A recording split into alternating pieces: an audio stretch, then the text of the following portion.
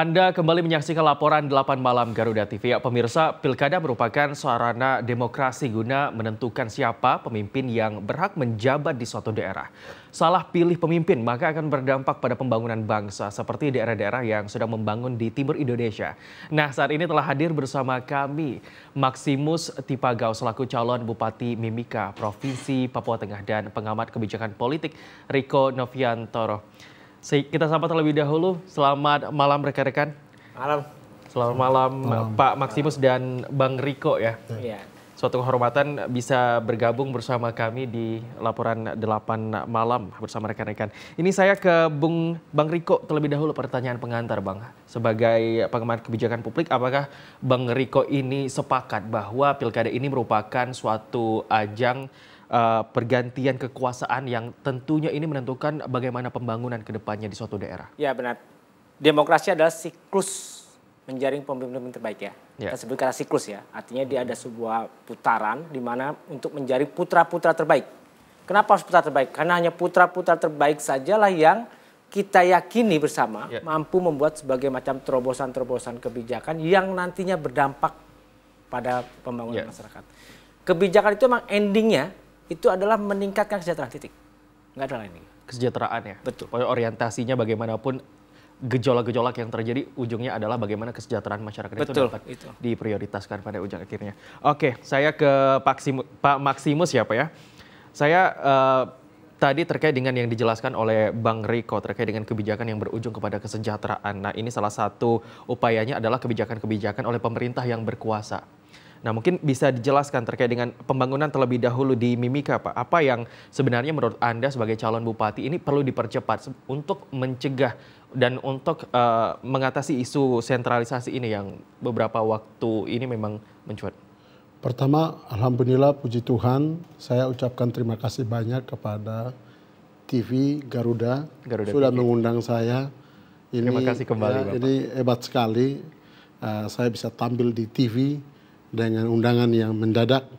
Saya sendiri merasa bangga dan senang sekali. Alhamdulillah bisa sama saudara saya, pakar politik. Ini Timika ini dan Papua sangat penting bagi Indonesia. Karena kita adalah ada di ujung Indonesia. Maka Timika ini juga sangat strategi untuk pembangunan nasional kepada bangsa dan negara. Di sana apa yang harus kita lakukan di sana adalah terutama pembangunan manusianya, pembangunan sumber daya alamnya. Di sana juga kita ada toleransi beragama umat Muslim dan Kristen itu lebih tinggi. Maka kota ini menjadi kota yang ingin kita harapkan menjadi percontohan di tanah Papua. Percontohan tanah Papua di sisi pendidikan, kesehatan, infrastruktur, toleransi beragama, dan juga infrastruktur, dan juga terutama investasi. Kenapa di pusat dan juga orang di luar takut berinvestasi, bahkan travel ke Papua aja harus orang takut. Karena melihat orang Papua itu jelek yang dilihat duluan. Bilang pemalas, pembunuh. Dan ini asumsi yang kurang tepat selama ini. Maka saat ini saat yang paling cepat dengannya Bapak Presiden Prabowo terpilih jadi presiden. Itu memberikan peluang kepada anak-anak muda seperti saya. Wakil presiden saja anak muda. Maka saya punya peluang besar untuk mempertahankan bangsa dan negara di Indonesia Timur, di tanah Papua, Provinsi Papua Tengah, yaitu kabupaten yang kita cintai, kabupaten yang termasuk strategi yang terkaya memiliki tambang, budaya, ikan, kepiting, pariwisata. Dan ini sangat luar biasa di kabupaten ini.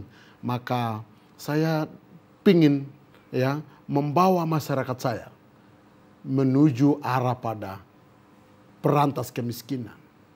Bagaimana angkat pendidikan, kesehatan, ekonomi, kepastian investasi, kepastian keamanan di Papua.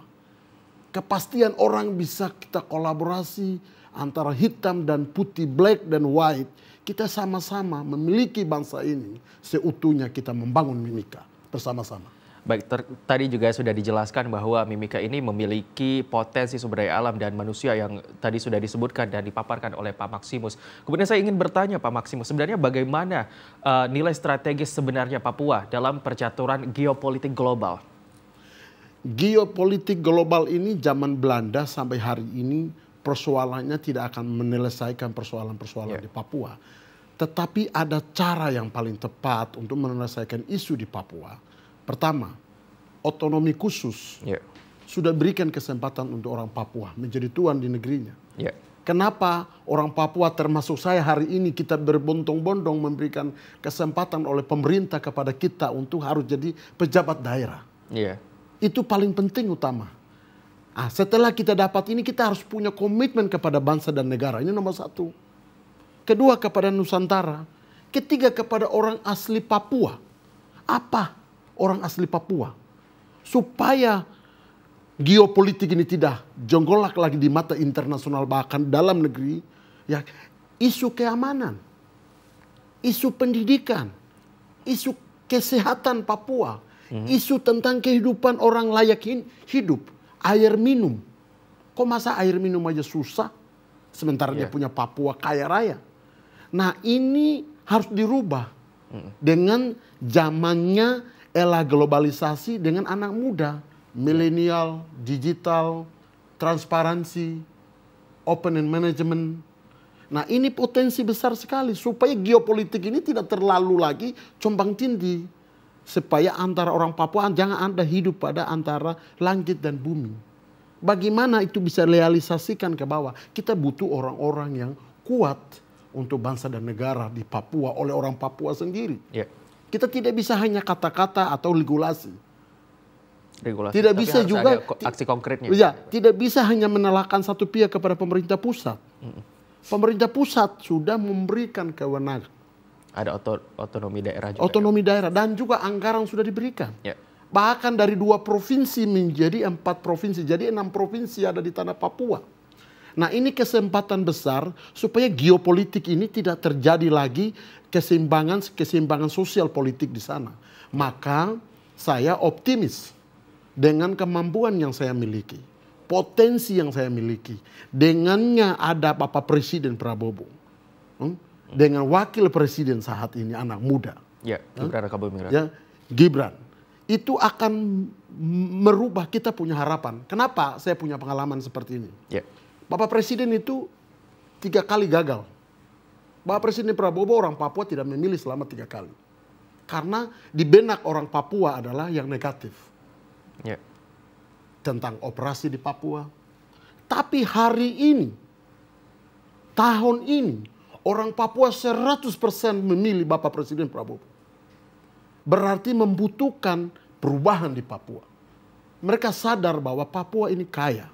Tapi geopolitik mengganggu isu sosial. Sehingga investasi ekonomi, sosial, pendidikan mereka tidak bisa merasakan. Harapannya kita adalah pingin ada perubahan secara total di Papua. Tidak mulut-mulut. Kita tidak bicara geopolitik internasional.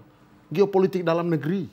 Tetapi bagaimana keseimbangan antara pusat dan daerah dan provinsi-provinsi lain di tanah Papua. Kita memulai dari Timika dan juga provinsi-provinsi lain di tanah Papua. Ini bisa menjadi tolak ukur bersama Bapak Presiden saat ini, Bapak Presiden terpilih, Bapak Presiden Prabowo. Ini harapan kita. Saya menuju Bang Riko kembali. Tadi juga dijelaskan oleh Pak Maximus tadi ya Bang ya, terkait dengan sejumlah potensi yang dimiliki oleh Papua dan bagaimana sebenarnya yang jadi tugas pemerintah ke depannya adalah bagaimana memanajemen, bagaimana semua potensi ini dapat dikelola dengan baik dan menghasilkan output pembangunan yang baik. Nah sebenarnya kalau menurut Anda sebagai pengamat kebijakan publik ini bagaimana sebenarnya kebijakan geopolitik yang tepat yang berpengaruh positif terhadap pembangunan khususnya di Papua Tengah ini? Ya, kita bicara dengan dua jawaban sekaligus ya. Yang pertama, memang semua kepala daerah siapapun dia adalah orang yang harus punya visi. Ya, seperti di Bang Max ya, saya izin Bang Max. Bang Max ini juga cukup sangat luar biasa punya misi-misinya. Visinya sangat jauh ke depan. Namun kita sebagai masyarakat tentu tidak ingin visi itu menjadi sesuatu yang disebut dengan mimpi siang bolong. Bang Max saya pikir sudah juga memiliki turunannya. Bagaimana setiap tahun ada target-target yang bisa dicapai khusus untuk Mimika, kemudian bisa berdampak secara Papua dan berdampak secara nasional, itu bisa terlihat 1 tahun per tahun. Hingga nanti dalam 5 tahun wajah Mimika atas kepemimpinan Bang Max menjadi suatu perubahan. Itu udah pasti dilakukan dengan visi. Terus yang kedua, tentang konteks geopolitik. Memang konteks geopolitik itu dimaknai dalam konteks kelokalan tadi adalah memposisikan suatu wilayah dalam kepentingan bersama. Bagaimana kemudian mimpi wilayah Mimika khususnya kemudian bisa berdampak kepada wilayah-wilayah sekitarnya. Dan kata kunci dari geopolitik sebenarnya ada kerjasama. Jadi saya pikir kalau Bang Max hari ini menjadi figur kepala daerah yang mampu menjalin relasi dengan antar daerahnya, mampu sebagai pengait antar butir-butir daerah wilayahnya dan kemudian menggerakkan dalam satu titik yang sama, maka saya pikir Papua menjadi sesuatu yang berbeda. Persoalan serius kita dalam pemerintahan daerah itu adalah enggannya pemerintahan daerah itu saling bekerja sama. Kita ambil contoh sederhananya, Bang Habibnya. Soal isu banjir Jakarta itu, Bang Max izin, itu juga sebetulnya bisa diselesaikan ketika Jakarta duduk bareng bersama Bogor, bersama Tangerang, bersama Depok dan seterusnya. Tidak sendiri, Bogor selesaikan dengan cara sendiri, Depok dengan cara sendiri, kemudian Jakarta dengan cara sendiri. Makanya kemudian Undang-Undang DKJ yang baru itu kan membuat ruang di mana ada kerjasama itu semakin kuat. Undang-Undang 23 2014, PP 28, Permendagri nomor 22 itu sudah lengkap mengatur tentang kerjasama itu. Artinya ruang kepala daerah untuk melakukan dialog dengan pemerintah daerahnya sebetulnya menjadi jalan untuk tadi pengertian tentang geopolitik bahwa menempatkan suatu wilayah dalam kepentingan bersama itu bisa terbangun. Dan saya harap kemudian Bang Max bisa melakukan dialog-dialog itu. Betul. Jadi Timika ini sangat strategi karena Timika menumbangkan devisa kepada negara dan Kabupaten Mimika dengan sesuai dengan kabupaten ini menjadi devisa terbesar untuk bangsa dan kabupaten sendiri dan untuk tanah Papua, maka layaknya Timika ini menjadi kota sentral, kota percontohan di tanah Papua. Saya ingin membawa Mimika itu menjadi kota model untuk tanah Papua. Baik. Apa modelnya? Pendidikan gratis. Ekonomi berpihak kepada orang Papua. Memberikan kepastian investasi tanah Papua. Supaya mindset bahwa kalau orang luar menganggap Papua itu jahat, tidak baik, OPM, dan juga keamanan, isu keamanan. Saya ingin menjadi kepastian investasi di tanah Papua. Karena Papua kaya. Dan juga memberikan layaknya orang Papua, masa sudah zaman canggih seperti ini, orang mau beli sikat gigi aja susah, kaki kosong jalan. Ini kan memalukan, memalukan kepada negara. Bagaimana kita bisa mendapatkan generasi emas 2045 kalau hidup bangsa kita seperti ini? Ya nggak bisa, harus ada orang gila. Cara-cara ini harus dirubah. Cara-cara ini nggak benar. Kita benar-benar uang sudah dikasih, kebijakan sudah dikasih, tapi belum ada orang Papua yang gila membangunnya negeri sendiri dengan catatan berbakti kepada bangsa dan negara. Itu nomor 1. Kedua, mempertahankan nilai-nilai budaya dan Nusantara. Ketiga, memperjuangkan oleh orang Papua kepada orang Papua sendiri untuk kesejahteraan di Indonesia Timur, di tanah Papua. Timika kita mau menjadi kota percontohan. Baik. Pak Max, ini kita juga beberapa kali pilkada ini mungkin sempat terdengar isu-isu konflik. Nah, bagaimana Anda memandang ke depannya terkait dengan konflik? Apakah akan berlangsung kondusif atau bagaimana? Ya, Timika ini menjadi kota di mana sama levelnya dengan Jakarta. Kenapa? Karena DPA kita terlalu besar di sana, sehingga konflik yang selama ini terjadi di Papua ya memang akan ada di pegunungan, tapi kota-kota besar seperti Timika, Jayapura, Nabire di beberapa tempat tidak akan terjadi. Dan beberapa tempat memang ada sistem noken. Tapi beberapa tempat kan what man what food. Ini kan terjadi sama dengan Timika. Jadi kita berharap yang paling inti adalah mendapatkan orang Papua yang layaknya menjadi penjabat. Bukan karena dia cawe-cawe. Bukan karena dia jual beli. Berhentilah konsep dengan jual beli. Tapi kita butuh orang Papua yang cinta kepada bangsa dan negaranya, tapi punya komitmen untuk membangunnya. Maka dengan orang-orang seperti ini, punya kemampuan, kapasitas, punya jam terbang, punya visi kepada bangsa dan negara, kepada orang Papua, saya kira aman. Semua akan demokrasi ini akan kita nikmati. Pilkada ini akan berjalan dengan baik. Dan negara tidak tidur, negara mesti lihat, pasti ini. Saya optimis. Bukan lagi sekarang zaman sudah canggih kok mau ngapain lagi. Siapa mau bikin macam-macam di negeri kita ini. Di negeri viral. Nggak ada. Gitu. Jadi pasti aman. Saya nyatakan bahwa mewakili dari orang Papua, pilkada di tanah Papua, pastinya banyak anak muda yang ikut seperti saya dan kita aman. Pasti aman. Berjalan aman. Jadi sebenarnya kalau saya boleh bertanya, sebenarnya apa dari pengalaman-pengalaman sebelumnya atau cerita histori sebelumnya, sebenarnya apa sebenarnya penyebab dari konflik di pilkada di Papua ini, Pak? Nah, konflik ini ada banyak persoalan di Papua. Terutama Papua itu sebenarnya orang baik-baik. Orang hanya melihat dari luarnya saja.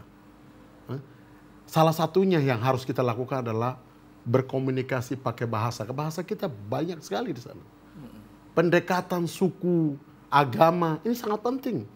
Jadi yang harus dipahami sama pemimpin juga ya, Pak ya. Kalau selama diajak omong, dibicarakan dengan baik-baik, semua aman aja.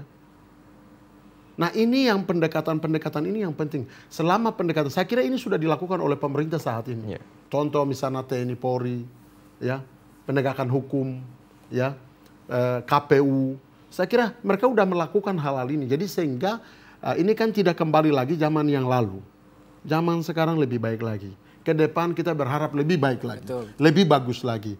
Seperti itu. Jadi pasti nyaman. Jadi kita tidak akan kembali masa lalu. Kita akan move on. Oke. Kita akan move on dan kita akan menuju terus yang lebih baik lagi. Jadi Papua akan lebih baik. Ya. Bang Riko, tadi Pak Maximus menyatakan bahwa pilkada yang damai itu tergantung dengan bagaimana pendekatan dari pemerintah. Anda setuju dengan hal itu? Ya, saya pikir memang banyak instrumen yang harus digerakkan untuk mencapai pemilu yang damai. Salah satunya Bang Max sebagai tokoh masyarakat ya, sebagai calon kandidatnya di sana. Tentu dengan semua elemennya harus mampu menjaga simpul-simpul kedamaian itu. Tapi ada juga yang lain, ya tentu aparat kepolisian dan TNI Polri, kemudian kejaksaan dan tokoh lainnya juga perlu melakukan upaya pencegahan dan tentu penindakan ketika ditemukan ada pelanggaran. Dan sisi lain apa? Tentu penyelenggara.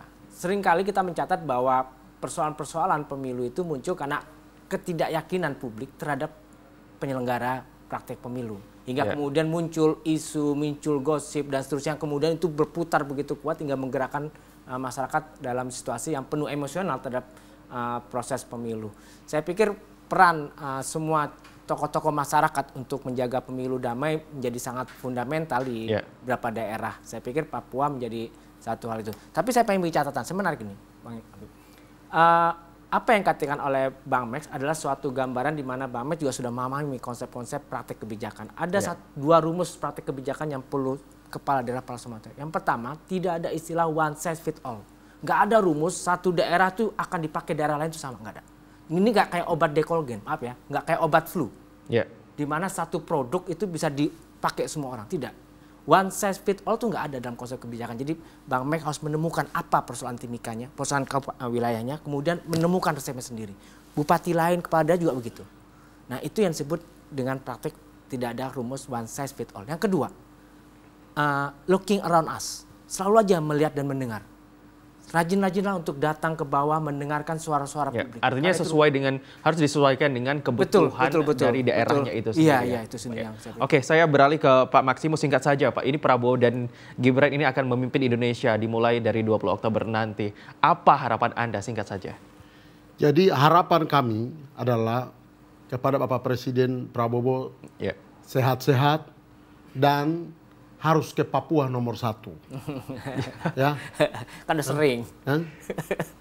Karena apa? Jokowi sering ke Papua, maka Bapak Presiden begitu landik mohon ke Papua nomor 1. Nanti kalau di Papua, karena di Papua ya, sangat strategi bagi Indonesia. Dan itu pertahanan paling Indonesia Timur. Itu harapan kita. Kedua adalah apa yang sudah ditinggalkan oleh Bapak Presiden Jokowi. Seperti infrastruktur jalan. Sangat penting untuk kepastian investasi di tanah Papua. Pendekatan dengan keamanan sangat penting untuk investasi di tanah Papua. Pendidikan kesehatan sangat penting. Dan kita juga mendukung namanya makanan gizi. Ya, ya. Karena apa orang Papua harus di tanahnya kaya raya, tanahnya subur, tanahnya memiliki emas, perak, tembaga. Namun harus hidup susah dan harus ada kelaparan. Ini aneh. Kita butuh Bapak Presiden penegasan di tanah ini. Di Indonesia ini yang kaya raya ini. Kita butuh bukan kata-kata. Tapi juga kita aksi butuh nyata. aksi. Baik. Aksi ini yang kita tidak sabar. Dan kami siap melaksanakan seluruh visi negara di Indonesia Timur. Saya bekerja sama bersama Presiden terpilih ya Pak. Termasuk saya Bupati Mimika yang akan kerjasama dengan Bapak Presiden Prabowo. Baik, kita harapkan semoga kedepannya khususnya di Mimika Papua ini terus lahir generasi-generasi muda seperti Pak Maximus yang benar-benar ingin menciptakan suatu aksi nyata, tidak hanya suatu konsep saja ya Pak ya. Terima kasih sebelumnya saya ucapkan ke Pak Maximus dan juga Bang Riko yang sudah jauh-jauh. Terima kasih ya Bang Riko. Mantap sekali. Mantap sekali. Nanti bisa kita main sama-sama ke Papua ya Pak. Oh iya harus ke Papua, luar biasa. Oke.